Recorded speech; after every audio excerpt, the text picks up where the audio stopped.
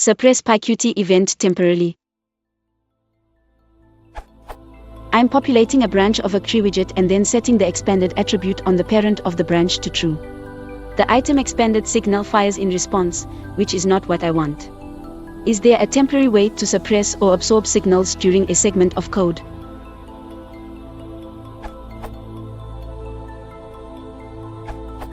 You can set blocking of signals using qtreewidget to block signals. This URL. Bool qtreewidget to block signals, bool block. If block is true, signals emitted by this object are blocked, i.e., emitting a signal will not invoke anything connected to it. If block is false, no such blocking will occur. The return value is the previous value of signals blocked. Note that the destroyed signal will be emitted even if the signals for this object have been blocked. See also signals blocked.